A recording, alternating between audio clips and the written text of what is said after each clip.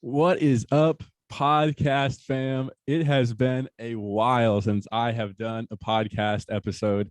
I am sorry for my absence. There are reasons why I was absent, but nonetheless, I am back after a long 5-month hiatus, and I'm happy to have my good friend Garrett here with me. We had been talking about doing this podcast since before I took my break, and I told him we had to postpone it. So dude, say hello. I'm happy to have you on as the first guest back, man. What is up, podcast? How's it going? Yeah, like Bab said, we talked about doing this like before, what was that, EDC last October?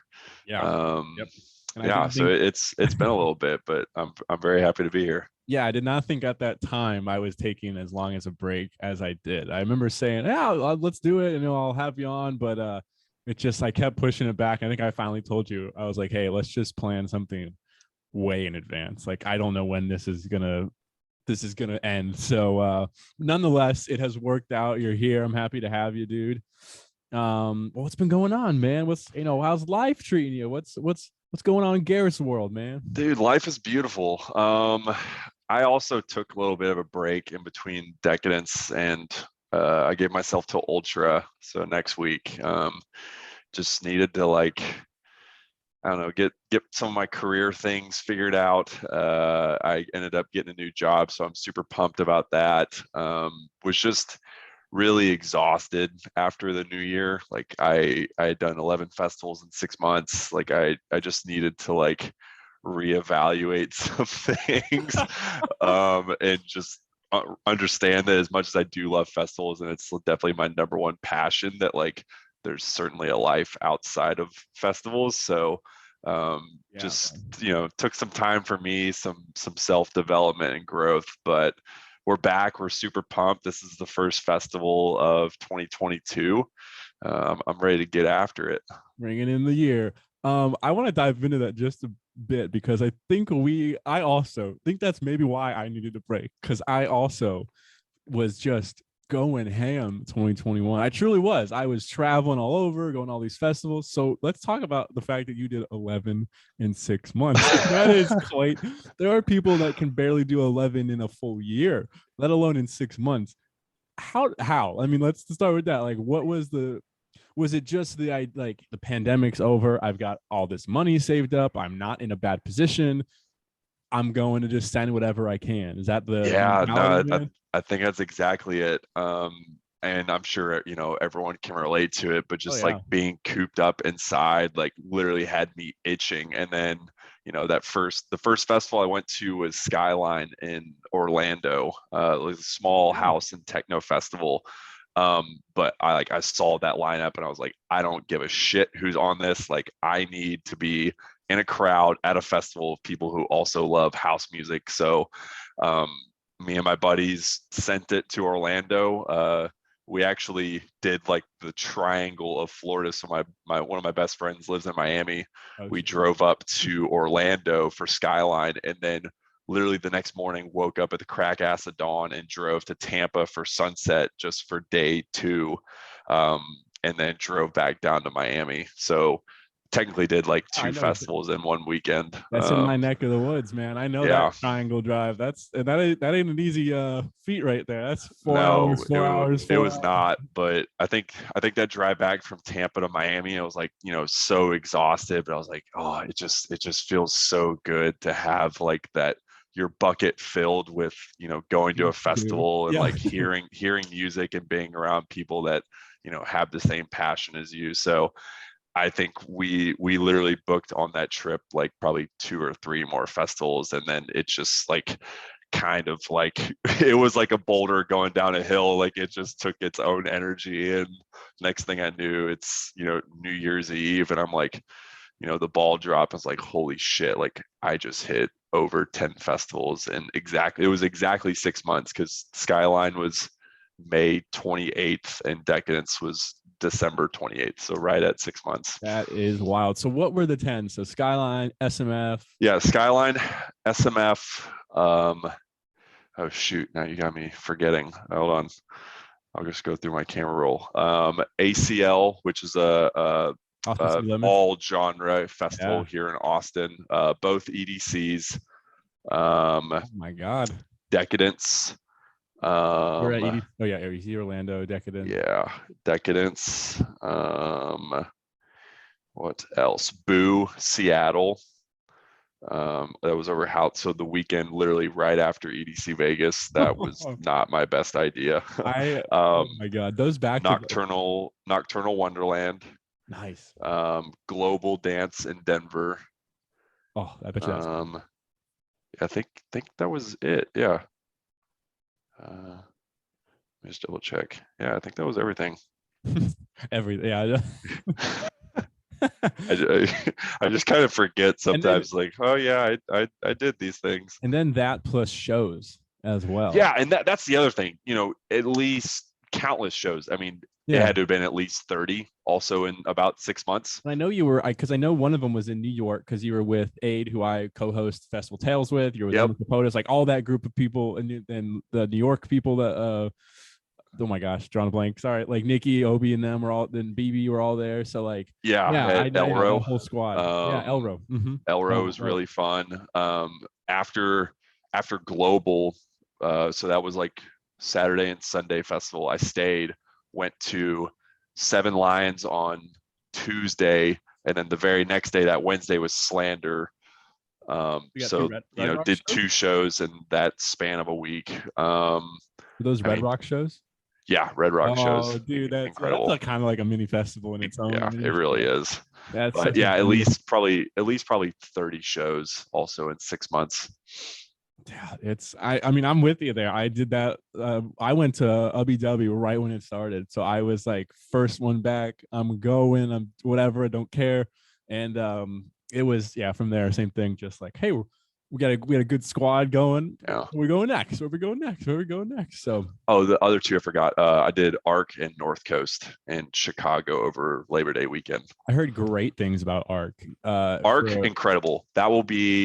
That was the most like surprising festival I went to last year. Definitely one that I will go to as many times as I can every year. Absolutely incredible. North Coast, I can't really say the same, but that was just probably personal opinion. Yeah, I would say North Coast had a crazy lineup, but the location of it is terrible. Absolutely weird. terrible to get to. Very inconvenient, but incredible lineup. That's too funny. Wow, that's scary. Yeah, 11 festivals in 6 months. I get it, dude. I mean, yeah, I don't blame you. I would have done it. I did it too. But like you're saying, those breaks are kind of necessary to get realigned and get those, your goals back going, whatever it might be. Because I'll be honest with you, my 2021, after I started going to these festivals and going to more shows and partying a little bit more than I was previously, it was like you're in like a haze. Like you don't realize that, oh yeah, life is still happening outside of this stuff that I need to like, all right, I got to reprioritize, get back into it. Yeah, and I think the big thing for me there was like, I certainly understand like the post festival depression, but like I started thinking about that more. I was like, that's probably not healthy. Like I shouldn't come home from a festival and just like be depressed all week, and like the only thing I look forward to is getting to the next one. Like there's just so many other things that like life has to offer that I should be looking forward to. So that was definitely something that I kind of prioritized, was like making sure that I have a life outside of music festivals, and like just being able to grow in that aspect as well outside of the music festival world. Right. I mean, and especially if you grow in that other aspect, you can do the things you want to more. So it's almost like you got to kind of get those priorities focused so that way you can do the things on the side you like. And hopefully, I mean, for most people, I think we all want to do something we love and like. So eventually that goal is like, I'll merge the two eventually, some way or another. But yeah, I'm with you there. I mean, for me, my whole break was a reset as well. And it wasn't necessarily even from like partying and festivals. It was just like a needed reset of like, what are the goals I have? What am I trying to align? Like, what am I trying to do?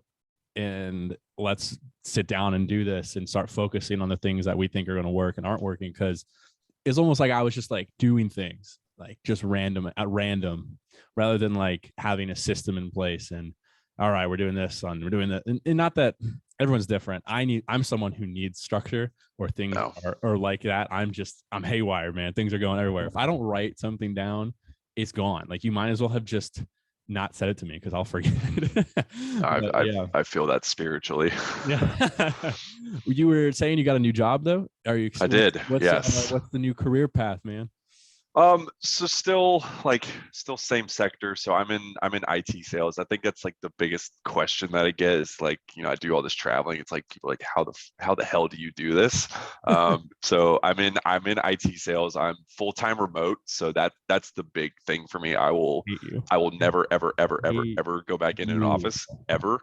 Hate you. I don't care. I'll take a pay cut to be remote. It's probably the best thing that's ever happened to me in terms of like, just, understand that I got to get my stuff done at the end of the day, but like, I don't live to work. I work to live. So like, it allows me to travel and, have those personal goals of like seeing every city I possibly can, but, also making sure that I can finance said travel.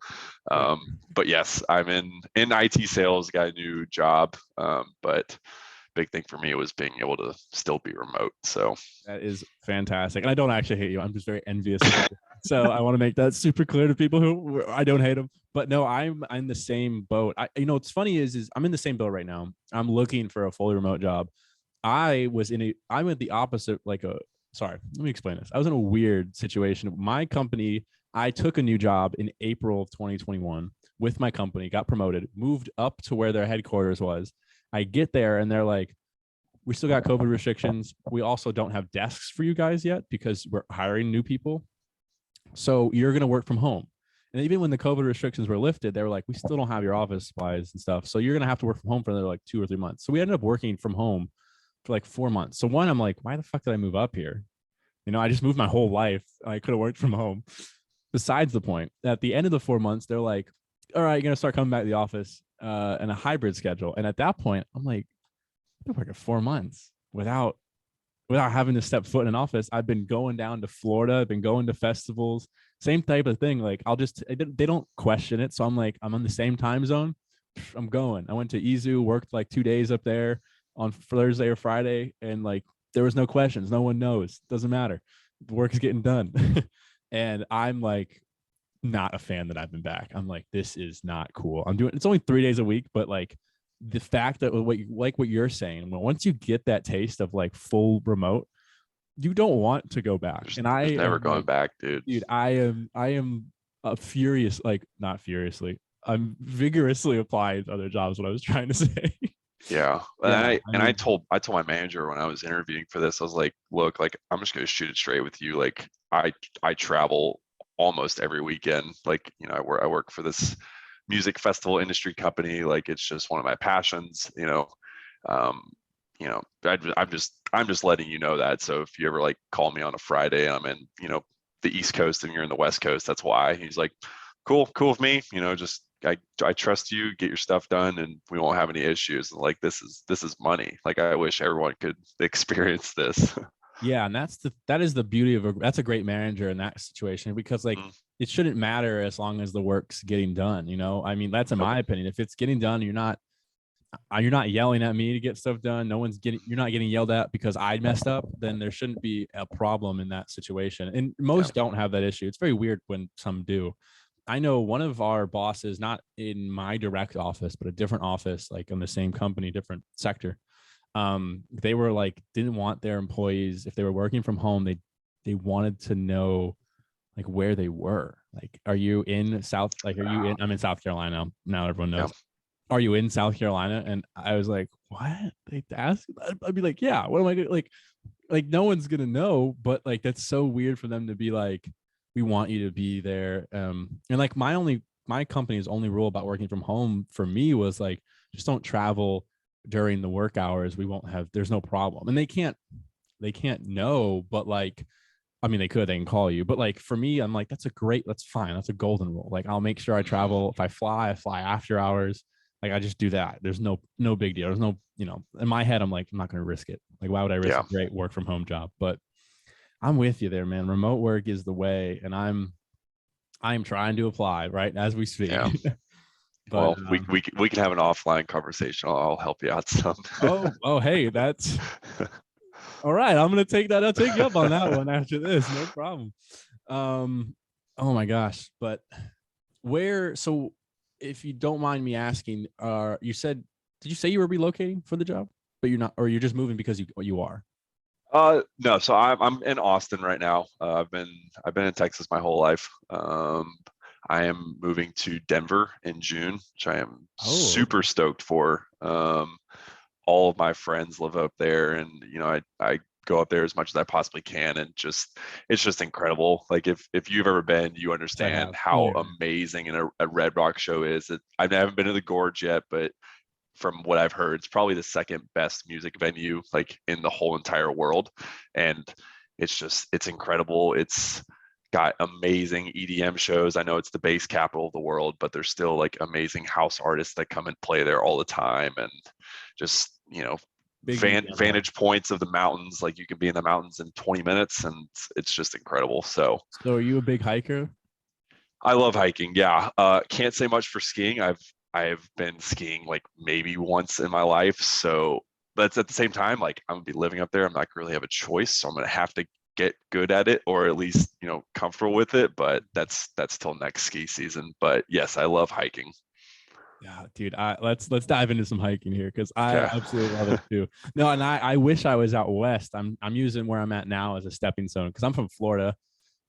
I don't know what Texas is like, but Florida, it's flat. I mean, I got the beach and I like the beach, but I'm like, I've always loved hiking. And living where I'm at now, I got the Smoky Mountains and stuff for near me, not nearly like what out west is, but enough to like settle my needs for it right now. And eventually I'm same as you. I'm like, I gotta go out west. I gotta get out there to Denver or somewhere in that. Denver is the most appealing, to be honest. It just is. I think everyone feels that way. But uh yeah, just hiking is just the best. I don't know the way to describe it. It's like therapeutic almost. No, it really is because I mean, it's especially in Denver just because the altitude's so high. Like, I mean, it'll kick your ass if you're not in somewhat like cardiovascular shape. So, I mean, it'll really, you know, make you exhausted. But Yeah. like, you know, doing that 3 hour hike and climbing like 5,000 feet in elevation, and then you finally get to the top, and you just have one of the most beautiful panoramic views of pretty much the entire state. It's just it's absolutely incredible. It's one of like the few examples you have of like when you put in the work, you get to reap the rewards type of For thing. real, yeah. It Because really I is. mean, because there people do 14ers, so climbing 14,000 feet in elevation. I They did take one. literally all day. You got to get up at like 3 o'clock in the morning Oh yeah. because they take 8+ hours. But I've heard that it's one of the most rewarding experiences you can have, and like just makes you want to do more, which I can totally understand that. 100%. I did one 14er actually. This Florida boy has done one, and it kicked my ass. I mean, and not like I wasn't. It was like we were saying, like I wasn't physically tired, but less oxygen up there. My lungs were not prepared for that. And I did a hike the day before because they were like, "Let's do a little baby hike." And I did that fine. They were like, "I think you'll be good, man." And I went up there and oh my gosh, I felt so bad. And they of course are all lived there. My friends that live there have been there forever. Yeah. And they're like, "You're good, dude. Just take your rest when you need it." And I'm someone who's like, I can keep going. And I did it. But like I remember taking a break literally every 10 minutes. I had like, and it wasn't an option. Like it was like my Apple Watch would be like the heart monitor would be like telling me like you need to About to have a sit cardiac down. arrest Literally or like something. my heart rate would fluctuate. I'd go up to like 200 and then I would Oh, sit that's for, crazy. so I would sit for 10, 15 minutes too, get it Yeah. back down to like 120, then start up again. And then it would go back up 15 minutes later. And it just was this long process. And I felt so bad, but they were, bless their hearts, they were great hiking friends that day. They just stuck with me and made it to the top. I sat up top for literally like an hour. I was like, I gotta just sit because I was like, I have to go back down now. Like I gotta fully recoup before I go back. And made it back down. And then I was just KO'd the rest of the day. I Oh remember yeah. I barely like my heart was racing when I got back down the mountain and it was just wouldn't stop. Like just trying to get oxygen. And I like ate food, slept in the back of the truck. We had a 2-hour drive back to their place. I slept the whole way home, still woke up, heart racing, went in and just collapsed like just for the rest of the night. It was just, but Yeah, but totally worth it. I will no, not. those Yeah. post hike hot tub sessions are an absolute must. Next time I will definitely do Yes. it. Something about a hot tub in the mountains is just elite. Like not Don't like just elite. Don't what? don't get me going, dude. Don't go Don't get there. me going, man. That sounds amazing. It is just so much more. I don't know what it is about that. It's so much more elite than like in Florida we have them, but like You don't really need them in Florida. right. They're cool to have like on a tropical area. I do think that, but I've never been in like a tropical setting yet, so I don't really have a reference. But like we rented a cabin in November in Gatlinburg area, and that's not even like crazy. Again, Smoky Mountains are really more like they're way more rolling and hilly than they are like jagged mountains of the like out west. But anyways, rented a mountain on the rented a cabin on the side of the mountain and beautiful view and hot tub just looking out over the view. And it was just, I don't know, like same thing. I have nothing to say besides it was just great. Like just something about in that environment, cold, hot tub, champagne, whatever you want. Like, Well, I think we'll both know just because we're both super tall, but like those hikes, like my knees hurt for weeks on end after doing anything like physically rigorous like that. So I really have to like take it easy, and I feel like an old man having to put like ice packs on my knees. And it's like, oh my God, is this what it's like to get old? I can only imagine. Give me 10 more years. I'm being a wheelchair already. oh my gosh. I haven't got it from hiking, but I also have not been on a hike, like a vigorous hike in a minute because of the cold weather. But I went and played basketball 3 weeks ago, and I haven't played basketball in probably 6 months. And then I come home and my ankle was like absolutely killing me. I had to wear a brace for the next 3 days, and I don't remember twisting it, nothing. Just it was just killing me.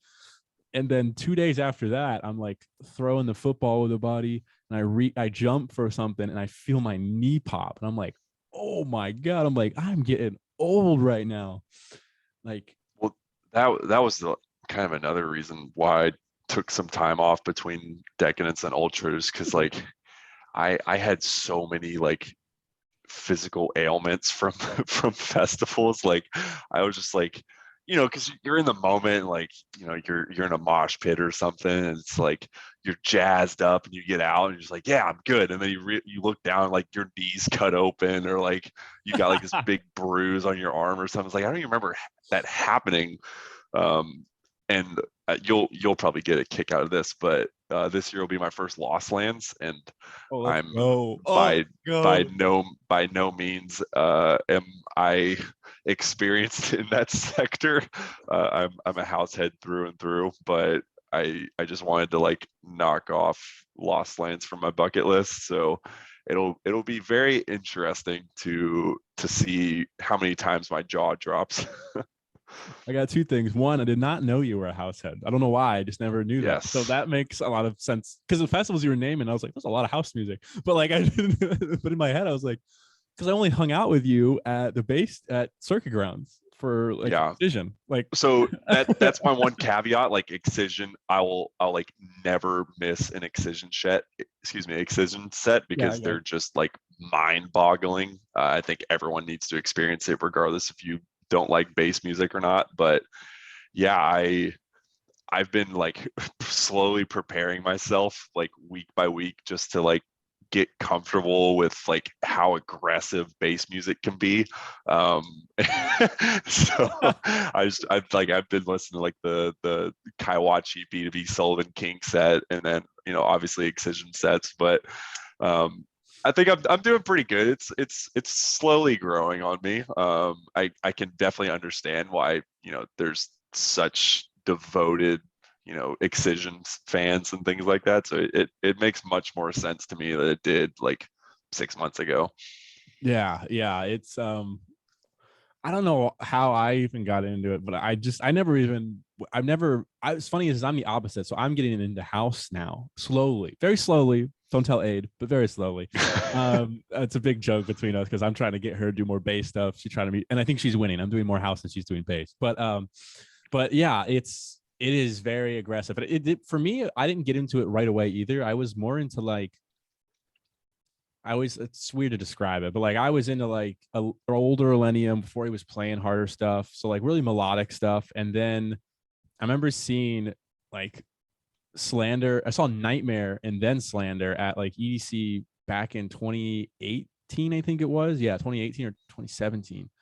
And they were like my first introduction to harder music. And back then they weren't playing like as crazy hard stuff as they do now. They were playing like, I would call it like medium stuff. Like I remember Nightmare, it's still one of my favorite sets to this day to go back and listen to, but he played a lot of like mixing it with rap and then a dubstep drop, but it wasn't like full hard the whole time. And yeah, that was like my first experience with it. And I was like, oh, I like this. And from there it slowly progressed.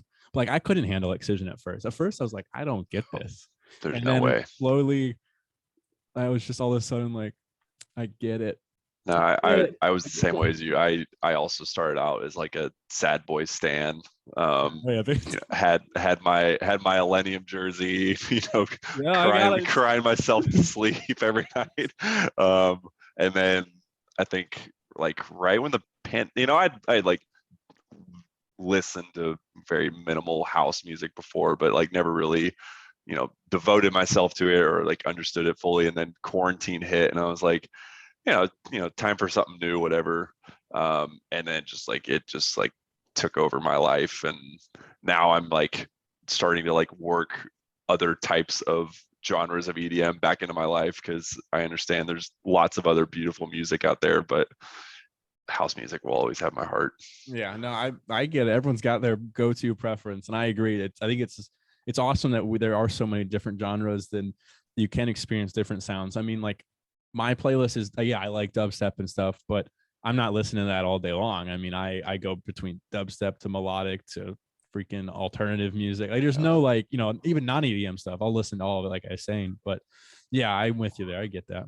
Well, I would have thought like I was at EDC, like, have a couple of friends that are like really into Wakan, and I'm like, there's just no way. Like that is so out of left field for me. Like there's just no way. And I remember me and my best friend were leaving circuit grounds to go back over to the house stage, and we were walking past Liquid Stranger and just like had these crazy visuals and lights. We're like, we'll stay for 30 seconds. Like we'll just see what this is about. And like, oh my God, like he came on and he's such, if anyone knows him, he's such a character on the mic. Yeah. And he was like, and it's spaghetti time now. And just like hearing a womp, like I had heard people like, oh, it's womp womp music. And I was like, what the hell does that mean? And it's like hearing those super low frequencies at like 40 BPM. And like, I just looked down and my body's just like literally moving like a spaghetti noodle. And I was like, oh my God, this is so much fun. I ended up seeing Liquid Stranger this past weekend up in New York, and I totally understand why people are so devoted to Wakan now. But that was like another subgenre that, I mean, 6 months ago you would have told me that I would have been listening to and understand it. There's just no way I would have believed you. Yeah, that experimental stuff, even for me, I found a few within that genre I like Taboo and Mersive, but like, yeah, even some of the other ones, I'm like, whoo, it's a little much for me. But again, I think that's the next like evolution. It's like, oh, you like bass now you really like bass. Like, here, listen to this. So yeah. Excuse me. What's 2022 season looking like? So you got Ultra, you mentioned that. Dude, I told myself I was gonna slow down. Like that was one of the things coming out of Decadence, was like, do less festivals, just do more general traveling. I was like, yeah, that sounds good. And then I got to like end of January, mid-February, and I'm like getting the itch again. And then I think I'm at 9 so far. And that's through EDC Orlando. I'll see you there again. I mean, I'm not gonna lie, I'll probably add more at this point. I may as well see if I can do another 10 and give myself a full calendar year. The month of June is like super crazy for me. If I can get through June, like I can survive anything in this world, because I'm going from EDC Vegas, and then I come back for a week, and then me and my buddies are actually flying to Croatia for Yacht Week. No It's like, way. yeah, this super big Oh yeah. global party in Croatia, hundreds of yachts, people from all over the world. So doing that for like 10 days, and then I come back and my lease is up here in Austin. So I got to pack up all my shit and move to Denver like 5 days after I get back from halfway across the world. And then to top it all off, after I unpack all my stuff in Denver, Electric Forest is like that next week. And so I'm road tripping with a friend to Electric Forest. So, if we don't talk post June, you kind of know what's happened to me. I might see you at Electric Forest though, actually. Oh, dude, I'm so stoked. That's having done Vegas last year, I would have said that EDC would have been my most look forward to festival this year, but definitely hands down Electric Forest. Yeah, I think I've shared this before. This was previously. I randomly one night bought a ticket. I was hammered at happy hour, and I'm in a group chat with some guys that are all across the US, and someone just messaged in like, I broke up with my girlfriend and I got an Electric Forest ticket, and I was like, done. How much you want? Like, I was the first one. Like, I answered within like a minute, and he was like, that quick? I was like, yeah. And I woke up the next morning with my Venmo transaction. I was like, I guess I'm going to Yikes. Electric Forest. We love those moments, don't we? Yeah, it was so random, but I got a ticket. And it's funny is I bought that ticket knowing no one. I mean, I kind of know him, but like I don't really, but like I know no one going. So I might have to meet up with you, because I don't know if I know let's do it, man. Aid mentioned I could camp with them, but I haven't talked to her about it because I keep forgetting. I have a ticket. So like we'll be on the podcast talking about like, oh, an Electric Forest, and I'll be like, shit, I got a ticket. And I have to like figure that all out. But dude, it's coming up quick. I think today was less than 100 days, which is wild. See, yeah, I gotta really figure this all out, because I've got my schedule easy too. You buy these tickets and they're like this. I think is where a lot of people get in trouble. Like, this all sounds good in theory. Like, oh, I can do this one, and then 2 weeks later, oh, plenty of time to rest. And then you get done with one, you're like, I think a train just like ran over me, backed up, and then ran over me again. Like, it sounds really. It's definitely making sure that, like, if you want to do multiple festivals within a year, like, you really got to plan this stuff out well in advance. Yeah, and not only that, it's like, with PTO and stuff, not everyone can work remote, and I don't even know if I'll have enough to be able to do what I'm supposed to be doing. Like, we have Cancun, we're doing Excision Paradise Blue. Oh, nice. Then that weekend we come back, supposedly I'm supposed to be doing Forbidden Kingdom. I haven't bought that yet, but my friend was like, you're going, and I was like, we'll see. And then all of that same group is going to Vegas, and they're like, are you coming? I haven't bought nothing for Vegas. They just transferred their tickets, and I'm like, dang, I guess, yeah. And then Electric Forest after that. So I'm like, shit, I got too much I got going on. Hopefully I can figure it out and squeeze it all in, because it's all worth it. Like, I'm like, I gotta go. So 1,000%. You mentioned that you were itching to try to travel more, but then you got the itch. I'm sorry, you mentioned you wanted to travel more, but then you got the itch to do festivals. Have you, like Croatia? I look at that. You're planning. It's for Yacht Week, but that's also a trip. Do you do that more often now? Like, have you thought about doing that more often for your festivals in the US?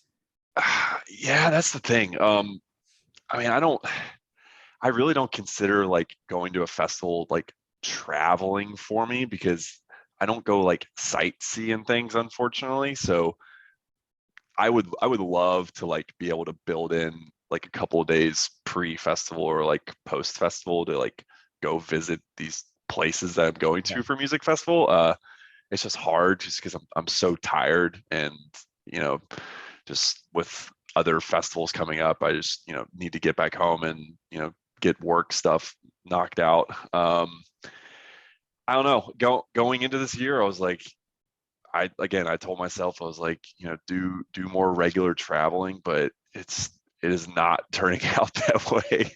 I mean, I have a pretty pretty light fall, only like from September. I don't have anything from like Lost Lands to EDC Orlando, so maybe do something in October, and then I don't think I'm gonna do a New Year's Eve festival. I'm gonna go try and spend New Year's Eve somewhere like on a beach or something. I think that would be awesome. But that's the main thing I've started to do is I've changed that where like if I generally speaking, most of them, if I can travel with that, that's what I'm starting to do, because there are so many areas like I haven't, seen, or if I have been, I kind of want to visit again. Like I remember Spring Awakening a while, it was like 2 years ago, but I had a bunch of buddies that had never been to Chicago. I had family there. So it was like, all right, we're going to go 3 days before, we're going to vibe out in the city. Then we'll go to the festival. We'll stay one more day, and then we'll leave.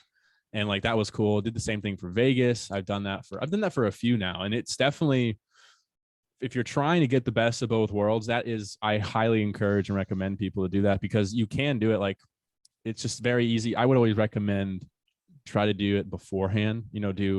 Get in early and do 2 days where you're not dead and you can go explore things, and you're not planning on, at least for me, I don't plan on like getting hammered the days before the festival, because I kind of want to enjoy the festival. But like it's so nice to be able to go I'm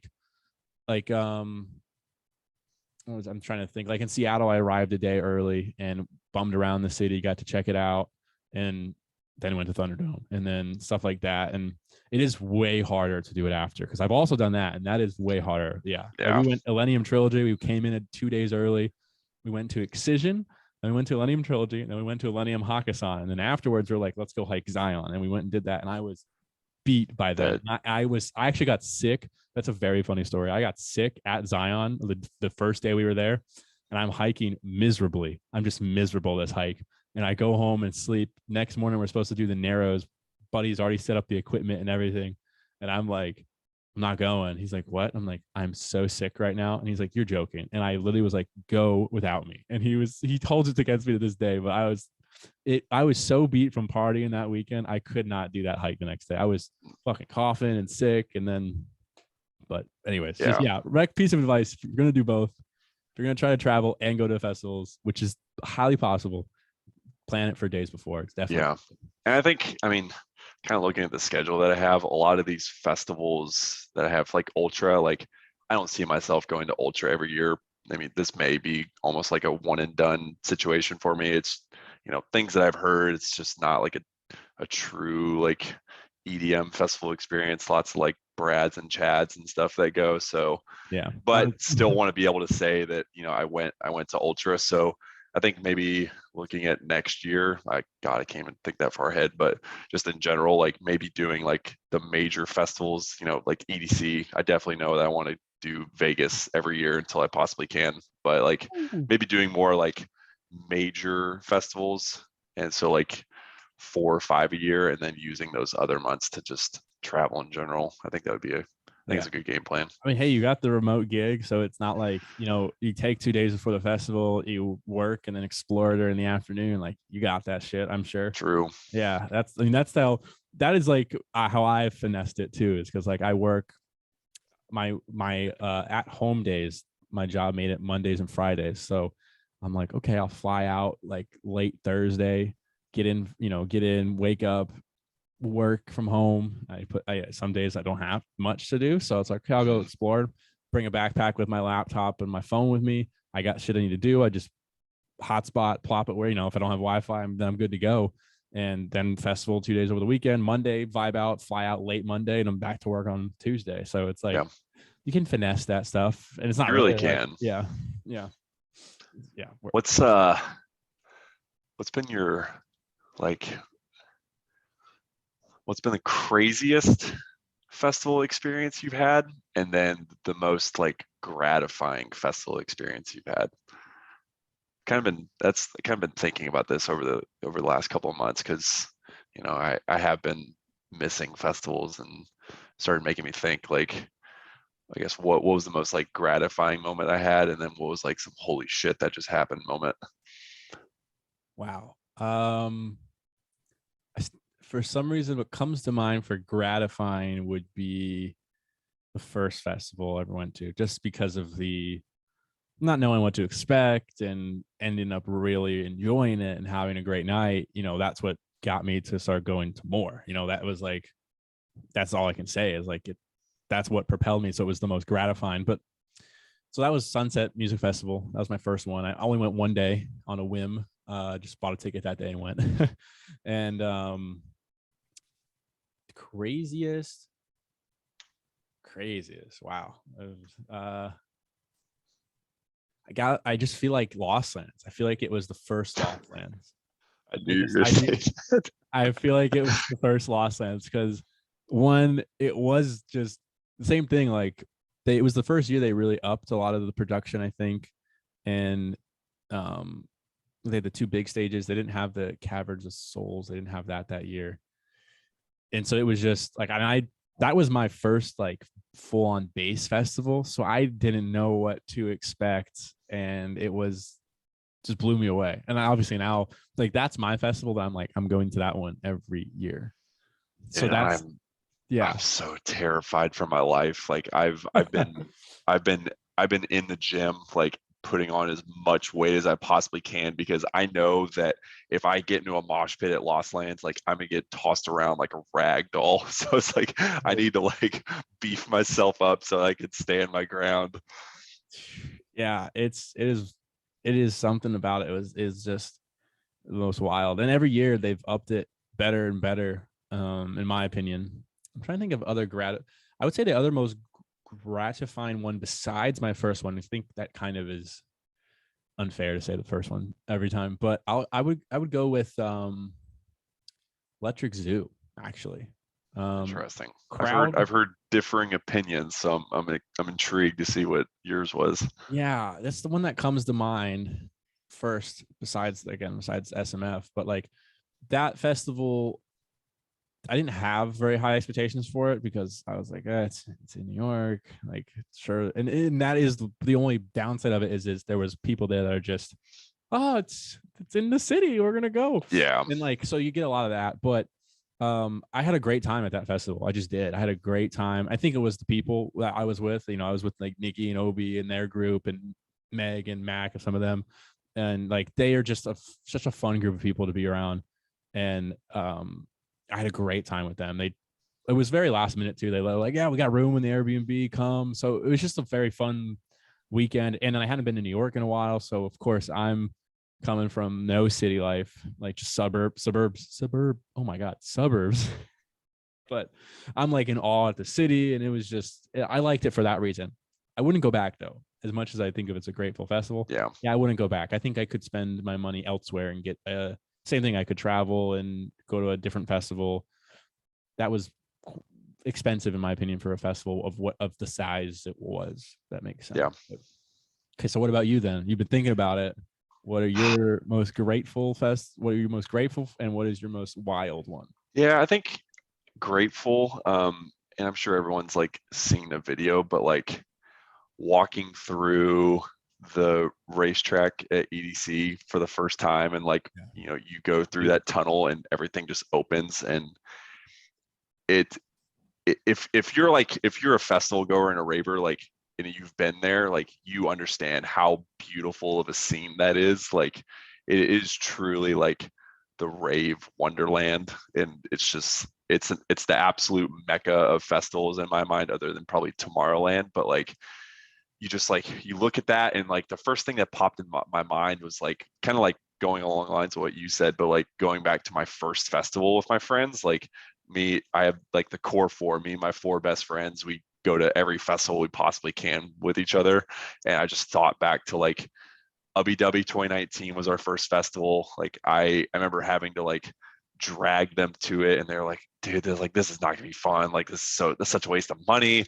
And then we ended up leaving that festival and booked like 3 more immediately, and just like have been off to the races ever since. And it was just like that was the first thing that popped in my mind when I saw that opening at EDC. It was just like, holy shit, like we have come a long way, and like we've all, obviously grown as people and grown in our tastes of EDM, and had like these beautiful experiences together. And it was just like it was very rewarding in a sense to like know that you could go through so many experiences with the same group of people, and you kind of all appreciate the same.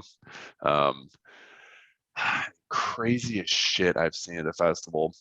I don't know, man. I I'm not misunderstood. gonna Did lie. you say craziest shit or craziest festival? Craziest shit at a festival. Oh, okay. I might.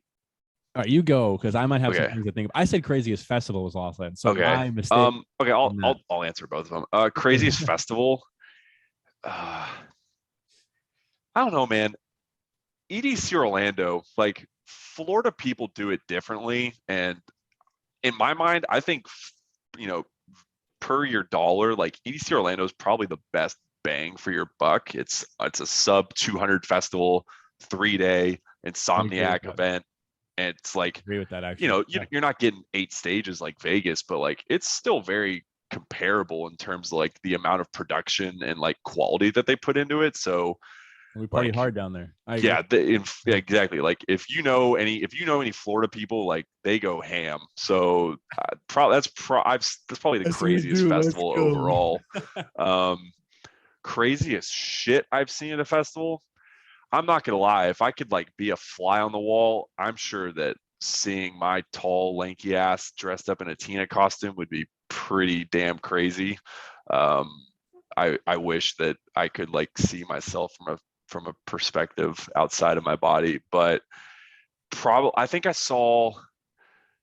I ran into Rave Dora at Nocturnal Wonderland, and No way. that had always been like I just wanted a picture with him while I was in Tina form. And he's such a character, so it was good to get to chat with him for a little bit. But I had always just like seen videos, so I didn't know that he ever really existed until I ran into him. Dude, the video of him walking on stage, it was Yeah, that hard Yoltron. Oh They yeah, did the splits. I Oh, was I fucking lost it, dying in that dude. chat, dude. That was so fucking funny. I He, could not believe that went down. I was like, that is amazing. That is fucking oh my amazing. god. I was thinking, oh my god, if I ever got brought on stage and got asked to like twerk, I think my body would be sent. My soul would leave my body. That was that shit had me dying, dog. Oh my god. Crazy as shit. Why am I like drawing a blank? I feel like because I read all those festival stories, I like lose what my own would be. I feel like I'm trying to think. It had to be at Lost Lands because it's a camping festival. Like I had to see something crazy. I mean, it's not in a crazy sense, but like, I've seen like people like get like I've had like someone get like a seizure right in front of us. That was pretty crazy. That's terrifying. Yeah, That's a different type of crazy. I've seen that. I kind of wanted to like. I took that a very. I wanted to keep it a little light. I didn't want people listening to go like have a dark moment here. But yes, I took have seen that. those as well. I took that quite the other way. That I think you were wanting to go. I'm trying to think now. I'm like drawing a blank now. I don't know what else like crazy. I saw Sriracha guy. That's mine. Dude, that like I don't know. I'm a bitch when it comes to spicy food, but like that's all. It's almost like a whole bottle every time. Barely like about it. Your throat would literally like incinerate a hole right here in the middle. It would be like a trach right here. You know my story with him? No. This is the craziest story. Please enlighten me. You literally just like unlocked core memory. Like I actually feel like I block this out as much as possible to not think about it because it is fucking crazy. This is at Lost Lands last year. We're at Trivecta and we're jamming out. He goes up, he's on someone's shoulder in front of us, and right when the bass drop, right, does his fucking chugs, everyone's going crazy. And literally he turns his GoPro, like has it on him, turns it to me, our group. And I'm thinking, oh, he wants me to like film him. So I go to grab it and he's like, no. And I'm like, what? Cans me the Sriracha bottle. And I'm like, all right. And I fucking do it. And I remember, I can barely talk about it without fucking wanting to puke my. And I remember in my mouth, and I go, I don't want this in my. I'm like, as I did it, I was like, oh, I don't want this, and then I realized I either have to swallow or spit it out on camera, and I was like, well, I guess I'm swallowing it. Yeah. Dude, I can barely talk about it. I swallowed the whole thing, and then within 2 seconds, I'm asking for water from people, and within 2 seconds, I run out, and I am puking everywhere, and I ran away from everyone. And it was at the sound camp, so it's not as busy, and I'm in the distance puking, just puking, and it's so like I already burned on the way down. Now it's burning on the way up. I'm fucking like, I'm in tears. It's fucking burning. And then some guy walks by to me and he's like, Are you okay? And I'm like, I'm not dude, actually. tears are coming, right? Literally, and he sees me throwing up and tears are coming down my eyes. And I'm like, I just need water. And he was like, What? And I was like, I will pay you, but please go get me water. Nicest dude ever. Runs, go gets me water, make sure I'm good. And he's like, Are you good? And I'm drinking the water. And then I at that point, I'm like, I have to explain. I have to, like, I'm sitting here crying, like, what? Like, tearing up. I'm like, I gotta tell this kid what the fuck just went down. Like, so he doesn't think I'm dying. And I'm like, hey, I'm not like sick or anything. I just had, like, the sriracha guy gave me a bunch of, he's like, what? And I'm like, just look him up later. It's the sriracha guy. I took a lot of sriracha. And he's like, what the fuck? He was just, but he was so like nice, but so like didn't know what the fuck was going on. Dude, That was like, absurd though. Just have those moments. Like, could you imagine trying to explain to your parents like half the shit that goes on at music festivals? Like, a guy brings in a bottle of sriracha and just drinks it for his own pleasure. Like, I don't know how he does it. Well, that makes no sense. I don't know how he does it. He must. I don't know how he does it. Dude, his intestinal tract must be like rock solid. Oh yeah, it was worse. Yeah, it was horrible all around. Going down, coming back out, coming out another. It's horrible, dude. 0 out of 10 recommendation. But well, I then got you get people like the deodorant guy. That's, I mean, it's cool. it's cool. I like the idea of it. Like, I don't like the idea of like sharing deodorant with some random ass stranger, but you know, it's good premise. Yeah, he needs to do the spray. Yeah, much better. That's true. Oh my god, what else is there? We have a guy in our group that brings a baby Yoda every time. Okay. Now we have 2 baby Yodas in the group, but they haven't met yet. That's a funny story. Not, but very off tangent. But my mom sends me a package with like, I'm like, okay, and I don't open it. And she's like, Did you get your package? And I'm like, Yeah, I got it. I haven't opened it yet. She's like, You should open it. I'm like, All right, I open it, and I open it up, and there's a baby Yoda in it. I'm like, Oh my god, this is great. She has no idea that we already carry one in our group, which is funny enough. And I'm like, Do you know we like already have one in our group? And she's like, No. And so I send her a bunch of pictures of us at the raves, like holding up baby Yoda and like throwing them and stuff. And like, she's like, Oh, now you got 2, but it just random. Trying to think what else. There are some. You seen the What's guy? your go What's your role in your rave group? Rave dad. Your rave dad? I'm generally rave dad. I am the one that corrals us to, all right, we're leaving. We're going to the next stage. Oh, we have 5 people that have to go to the bathrooms. We're wait. Yeah, I'm that person. Even if I don't want to be, I end up taking the role. I don't think anyone wants to be, but it's so necessary, especially if you have like newbies going to festivals. Yeah, I've definitely taken a backseat a little bit, but not to the. I still have to corral us. There's times where my buddy will look at me and he's like, "You have to lead us." I'm like, okay, "Yeah, give me the." I feel that. I'm coming. Like, yeah, I'm saying just because of our height. I feel like.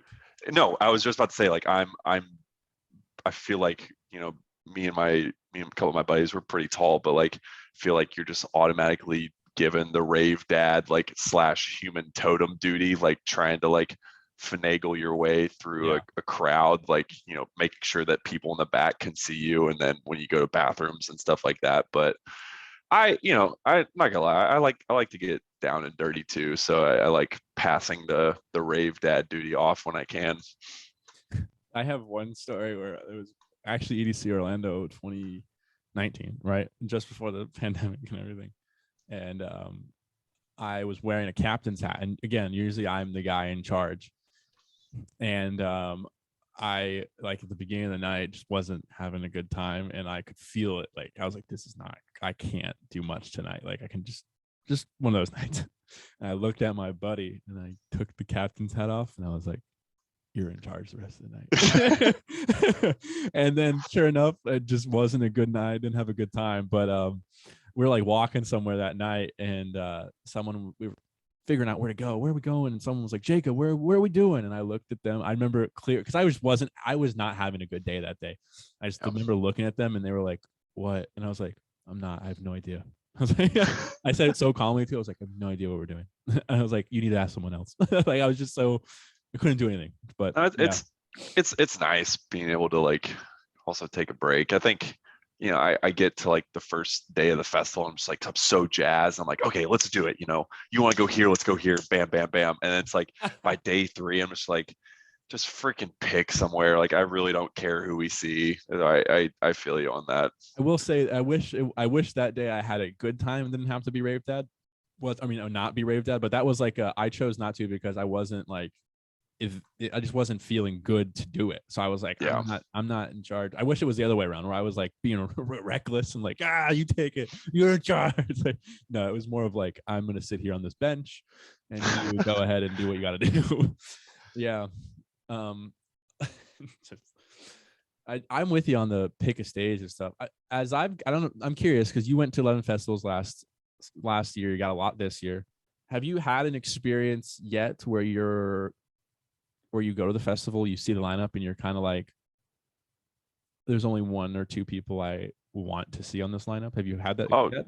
Oh, I think Ultra. I mean, this was like the first festival. I was like, I am not like dying to see everyone. Like I think I've pretty much, other than like Boris Brejcha, he'll be at Ultra, like I've seen just about everyone on like my must see list. So it's kind of nice in the sense that like, you know, and I always tell people like, you know, they're going to festivals for the first time, like don't try and follow a schedule because you're just gonna like disappoint yourself. So like just, you know, listen to the sounds, go with what sounds good, and you know, you're gonna have probably a better time than what you had originally planned out. So Ultra will be like the first true festival where, I mean, there's 2-3 people that like I must see, but other than that, like I'm really down to just go with the vibe and go with whatever the group wants to do. So, and again, I think those are probably some of the best festival moments that I've had because, you know, there have been sets that I haven't planned on going to, but it just turned out to be incredible. And so that's probably my biggest, but the thing I'm most grateful for about going to all these festivals is that I can just finally go with the flow of things. Yeah, I will say it's a game changer. I don't know when that corner turned for me, but I noticed it recently of being like EDC Orlando. I was like, I don't really care where we go. Like I've seen all of these people, and again, I've starting to expand a little more into house. Like that was, believe it or not, the only person I wanted to see that entire weekend was John Summit. I was like, I gotta go see him. Like that's all I want to see. And Chef's the other kiss. ones, I was like, yep, for sure, gonna make sure I see. And Seven Lions because he's my favorite. But other than that, I was like, very much go with the flow, and it's an entirely different vibe and feel of the whole event. And nothing against like wanting to go see artists. I get that. I've been there. But like when you start to see them over and over again and you're like, Slander for the 8th time this year. Nothing bad again, nothing. I just picked a name, but nothing against them. But like you become where it's like, I'm just gonna go with the flow. If half the group goes there and half the group goes there, I might split the set because I can do that and I'm okay with it. And it's definitely a game changer. It's really like for me, I've started doing that. I started splitting some sets just to mix it up or go see some artists maybe I wouldn't normally see either, or, you know, yeah, like I keep trying to think of examples. Like at Lost Lands, I split a few, like I think Ganja and Rusco and Liquid Stranger were all on at the same time. And I'm more of a Ganja fan, and half our group split it all up. And I was like, all right, I'm gonna start with Ganja. And if I like it, I'll stay. And if not, I'll just go to the next stage. And that's what I did. And it was perfect. But definitely something that is different than the normal festivals, that vibe that I've done. It's well, I think, I mean, there's just so many people in my group that like obviously haven't gone to as many festivals, and so they're still like getting used to all this and like finding their sound and what sounds good to them. And so I mean, they'll start listening to people like, oh, it'd be really cool to go see them. I'm like, okay, cool, let's go. Like I want to go like experience those sets with them because they haven't experienced it before. So like not necessarily like following the sets that I would want to go to, but being able to see those people at that time at a set that they want to see is also really gratifying to me, because it just kind of reassures us why we're all kind of doing this. No, 100%. I mean, there's no better feeling than being at a set that you want to be at, as well as the people around you all want to be there, and they also enjoy it as much as you. I mean, there's something, and the energy is always there, but with that group of people that also are super excited for this, and you're excited for this, it just like propels that energy for the entire set. And that set, that's kind of like those sets that you think of as your best sets, that like that's the reason, like you're remembering vibing out with all your energy with the people around you, and you're all giving it your all, and that makes it a great time. Like, from the top of my head, I don't know if you have one. You have a set that like you can remember where you're like, we all were just, everyone around us was just vibing out and having a good time. 1,000%. What's the Matroda EDC Orlando, best set I've ever seen in my life. That's just like, again, like you said, like just the energy of the crowd was so infectious. And then, we had our own little group, like me, Emma, and all of the rest of my rave group. And it was just like at EDC Orlando, like that very small stage over on the other side of the lake. So like a very intimate type of setting. And it's just absolutely incredible. I don't think anything will ever top that. Yeah, it's funny to see the artists, not funny, but like to see the artists on a smaller stage is also very, like what you just described, very energetic and very intimate. You don't always get that. I can think of like Trivecta came through in my I'm in a very small area EDM. There's like nothing that comes through here. For some reason, Ophelia sent 3 of their artists through our town. So they were going to do like Atlanta, Greenville to Charlotte. And I'm like, all right, I don't know why they're stopping here, but I'm not going to complain. And I remember literally Trivecta came into town and he played a set for us, no more than 20 people in the room. And I could high five him the whole time if I wanted to, and I wouldn't be that annoying, but like I could, like he was that close. And there's something about that intimacy, because I know he's getting to the point where he's big enough to where he's probably never going to play a venue like that, or a stage like that for that matter. And it was just crazy to see that set. And then now I'm seeing him play. He's opening for Excision in the arena at Chicago, and I'm like, holy shit! I saw this man before he was hitting these big stages. It's awesome to see that. Yeah. Where do you see yourself in like 2 years within the festival world? Wow, that's a heavy hitting question. I'd like to think I'm more involved in it. I started doing, this podcast and my content for the purpose of being involved in the festival scene, whichever way that is, whether it's from an ambassador standpoint or maybe getting to work with them. I would love that. But again, I'm realigning goals right now, so I'm not sure where that'll take me. But I'm still going to be involved in the community. I don't see myself going away. How, I don't know, whether it's, again, through just the content and working with them as an ambassador, or if it's actually working for them down the road. That'd be something I would be open to and interested in if it gets to that level, where the way I see it is like the content I'm doing will go hand in hand with potentially maybe getting a job there and getting to do both. So we'll see. But that's where I definitely don't see myself leaving within the next 2 years. And what about yourself? Yeah, I think same. I don't know. I told myself going into this year I was going to do less, and it certainly is not turning out that way. So, I think as long as I am physically able to, like I'm taking good physical condition of, and taking care of my emotional and mental health, like I don't see myself stopping. Like it's just, my best moments, like it's almost really ruined, like the bar scene. Like here in Austin, like I don't go to bars here just because like I get like 1/1000th the level of gratification that I do from like an EDM show or a concert or like a festival. And it's like, it's just, it's not the same. It's like, it's totally changed my perspective on life. And I think as long as I'm physically, mentally, and emotionally able to go through them, I'll continue to go. 100%. I mean, that's the other thing is like, I think as we go to more and more, the way we go to them and such as evolves. For instance, just like we mentioned previously, like the fact that now we're kind of at this level where we're more in like a flow state of like, I'm going to go see this artist. I'll go see this artist. I'll kind of go wherever. Like that's changed. For me, it's also like I was someone who started off being more in the back and like in the middle. And so now I want to be up front, but I could see where I'm eventually like, I'm going to set up an inflatable couch and just vibe. Like I can see that coming. And I already kind of love being way more comfy than like dressing up. Like truth be told, like EDC, was it this year that was super cold? No, I mean, no. I think it would have been, what was that, 2019 or last year? Yeah, 2019 it was cold. I mean, that's what I'm thinking of. In Lost Lands it was super cold, and like oh my god, I love that. Like I was like, I put on my sweat. I had black sweatpants. I had a hoodie with my jersey on. I love doing like that look to me. I'm like the best look. I'm like, that's my best me. Like it's just I'm just comfy. Like I love being that.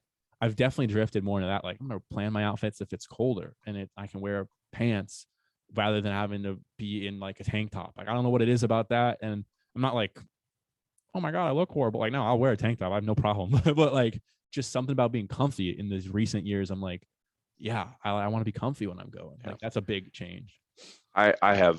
That was the same. I, used to want to be on the rail and like be as close as I possibly could. That was also when I didn't understand how important earplugs were. So anyone listening, if you swear to God, if you don't wear earplugs, please, please, please.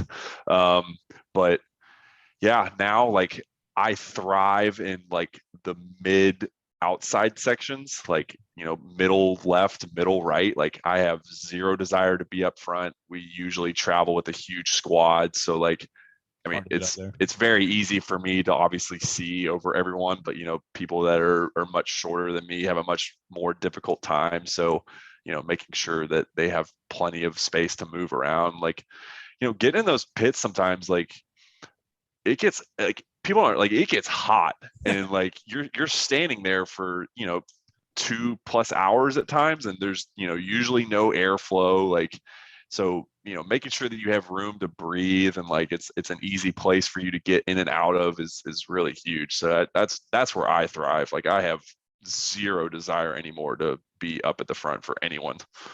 Yeah, my group has always been like middle of the way or back. And so like now what we'll do is and now we've combined a couple groups. Oh, this friend. So now we've got like a huge group too. And it's like, we'll get a spot middle ground and we just tell everyone, hey, we're here for the set.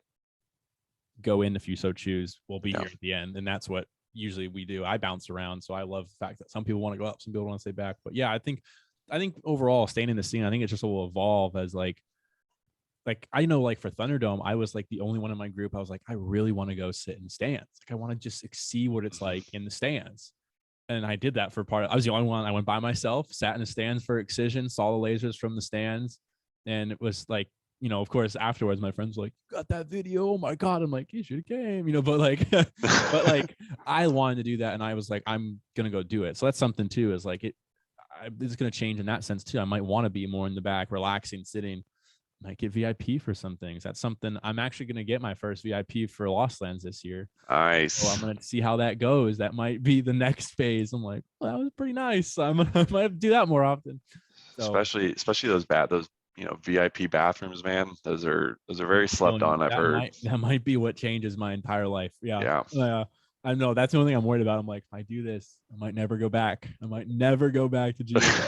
And it's gonna get a little more expensive. Yeah, it's gonna get just a tad bit more expensive. You mentioned working out and getting in shape for the pits, but besides that, I was curious about what are you doing for a workout routine to stay in shape and whatnot for all this, festivals and other activities, hiking and all. Yeah. So I work out like 6 times a week. I'm sorry. Is this now you just started this or you've been doing it? I've been doing it. I've slowly progressed like one more day each week. I've at least done like 3 workouts a week for probably like 4 or 5 years now. So something I'm super passionate about. It's definitely a priority for me. I just rotate on like I'll do like what's called a PPL, so like one day will be like push type Pull leg. exercises. Yeah, push pull legs, Yeah. and that just repeats. So um, yeah, it's literally probably one of the only reasons why I got through last year's festival schedule was just like being in physical shape, because they're so draining. So like, making sure that I'm, doing leg workouts so that I can stand for, 10 plus hours and be able to go on to the next one. Also, it's really helpful for making sure that your immune system's ready to go, because I think we've all had experience where we've inhaled like 5 pounds of dust at a festival and like have questioned how we're still breathing. But For sure. yeah, I mean, festivals take it out of you. They're very, very physically draining for, sometimes week or 2 weeks on end. So making sure that you're taking care of your body is super key for me. I mean, even besides the festival portion of it, like just the exercise alone, like I know for me personally, so like the last couple of years I've been doing a push pull leg, but I was only going, maybe 3 or 4 times a week and whatnot. Wasn't going the full potential. And I really started to turn it on like last December. And I've been going 6 days a week, 5 to 6 days now, normally 6, occasionally 5 happens. Get a little sad when that happens. But I mean, game changer for me, like just overall feeling of everything. I mean, everything, energy up, like, and again, I had the energy up when I was doing 3 or 4 days a week, but like when I went to 6 days, because I really wanted to start bulking up. I was like, it's my new, like I had a goal. I was at 165. My goal was to get to 180. Freaking just hit that yesterday. So like, Nice. I'm like, I'm gonna keep going. I'm going to 190 now, man. Nice, man. But like, and not only that, a sense of like accomplishment when you hit new weight goals and new, not just weight goals for like weight yourself, but like new PRs and stuff. It is, and that's personal record for those who don't know. But like, it's something about that. It's like you, and not only on top of that, you get that sense of accomplishment and like I did something, but you also have that like you add that discipline in your life that is so key, because working out is one of the few things that like you do and it's not like rewarded right away. Like it's just not like it, like you have to do it and continue to do it and continue to do it to get to that goal. And like, I don't know, it's been, I've had a shift in my last 4 months, again, with a lot of other things, obviously taking off time, all that, not fully circle. Now we're going full circle here, but like with that was working out. Like it really, I ramped it up the last 4 months when I had this time off. And I'm like, well, I don't know if I can go back now because I really enjoy it. Yeah. Well, it's,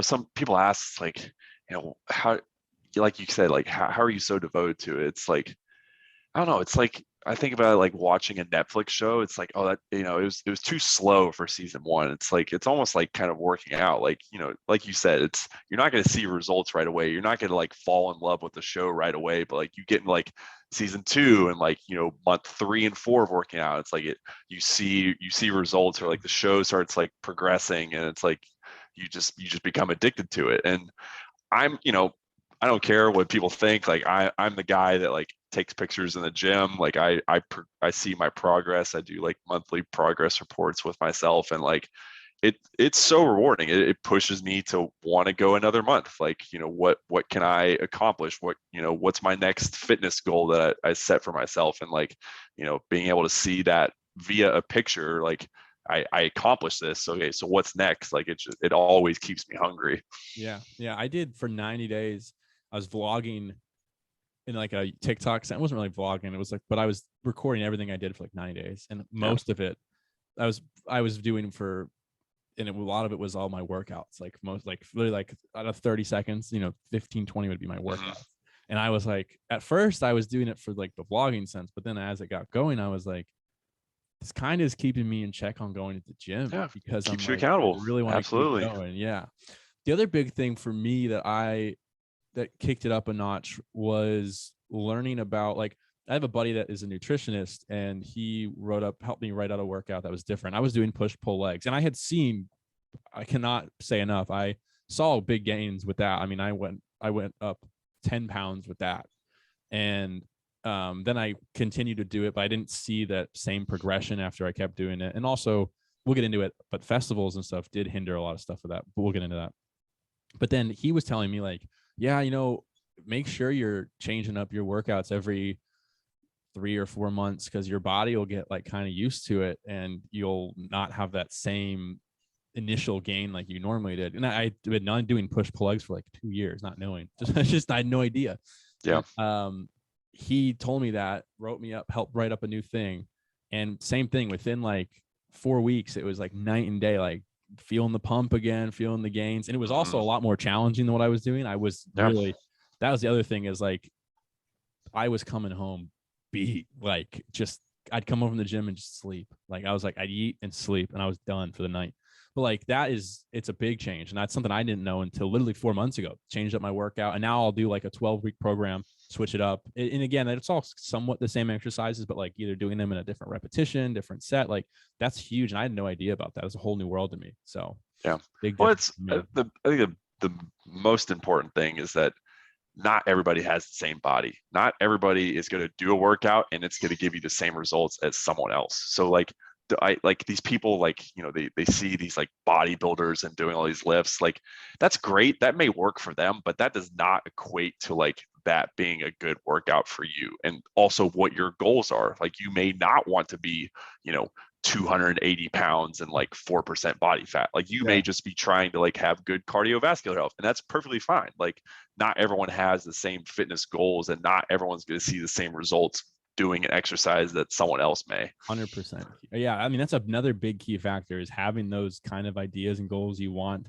because that is going to decipher kind of what you do more, how you're going to work it. Like it's 100% that. And that was a big thing too. Like I wanted to start bulking. Like I had to change things up, eat a little bit more. Like but again, it's the things I'd learned from it. And now that I do it, I'm like, I enjoy it.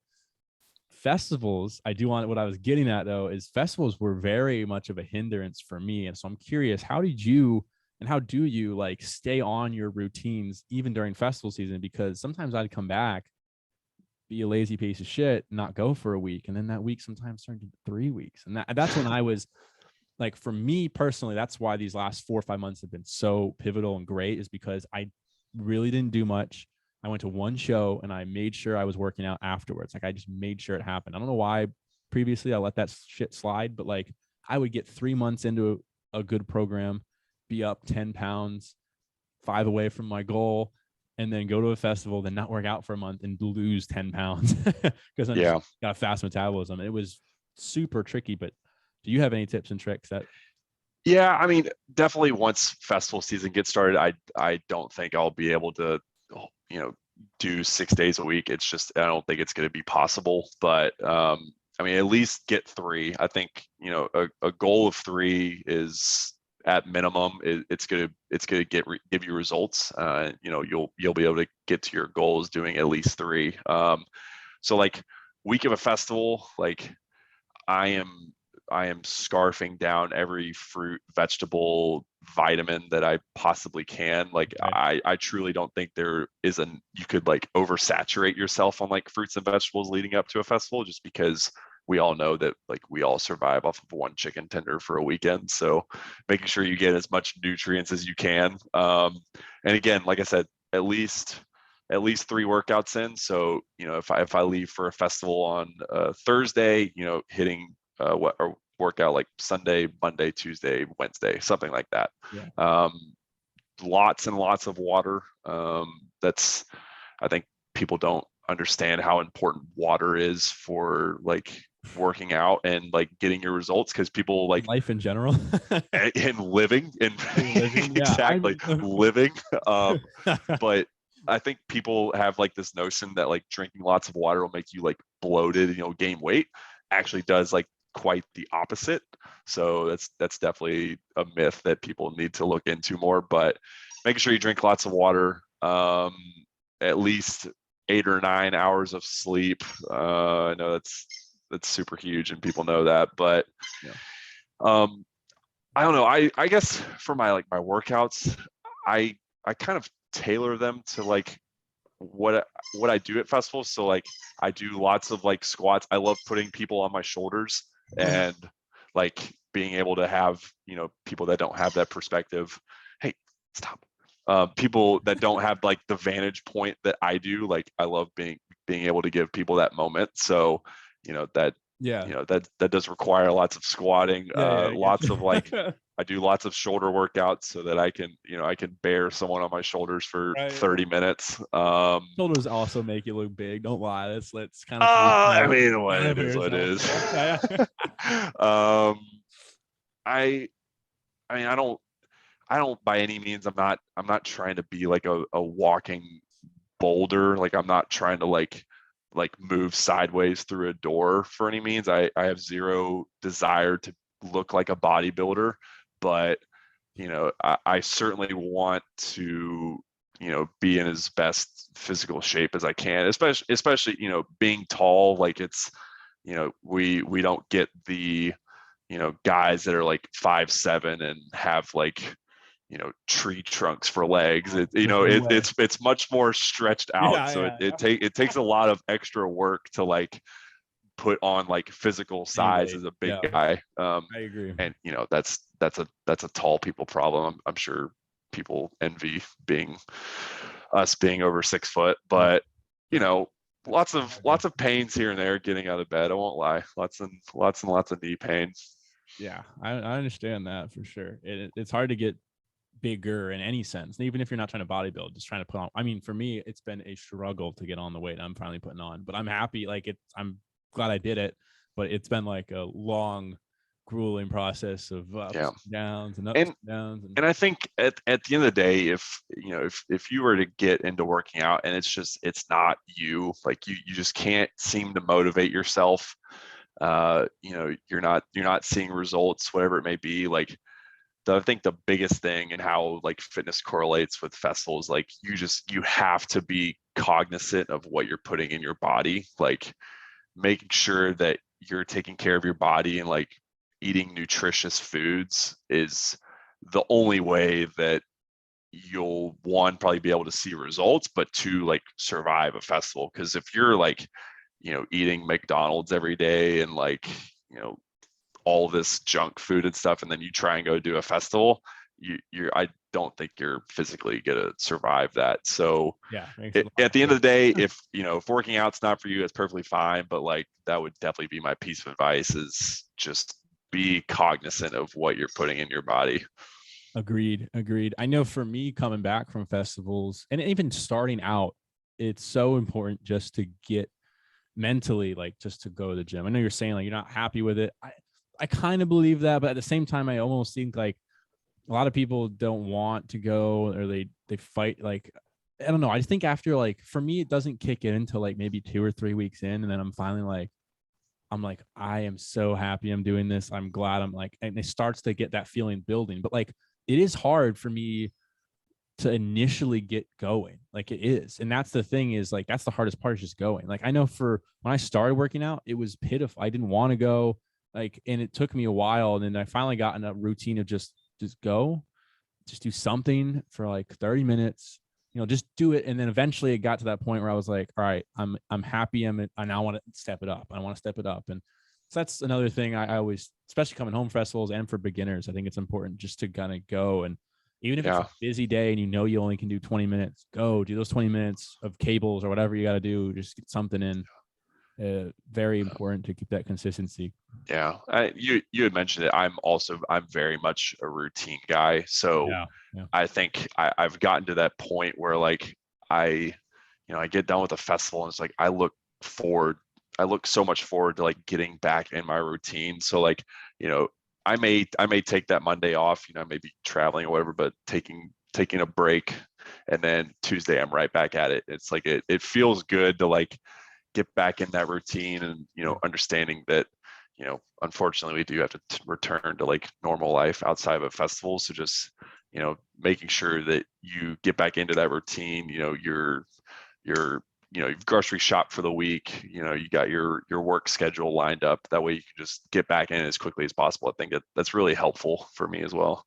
Oh, 100%. Yeah, I've slowly realized I need a routine to get things done and working on my outside stuff and work. It's like, if I don't have that, things just are haywire, and I gotta make sure I have it.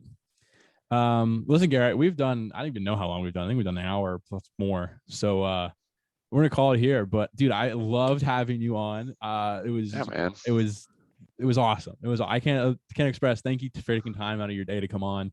I was glad you're the first one back, and we kicked it off with a bang. We had great conversations about everything, hiking, working out, festivals. So again, just want to say I appreciate you taking time out of your day and coming on the show. Tell people where they can follow you at, man. Yeah, absolutely. So you can follow me at Tina Raves. Oh yeah, we didn't even I'll get to that, but next time you're that's on, for man. another Next time. time you're on. Yeah, Tina Raves. I'll be getting ready for Ultra here over the weekend. And then if you so desire to follow my personal life, I think it's just Garret Winslett. Nice. There you go. Uh, All right. Thank you once again. Fun time. Absolutely, dude. Bye, everybody. Peace. Peace.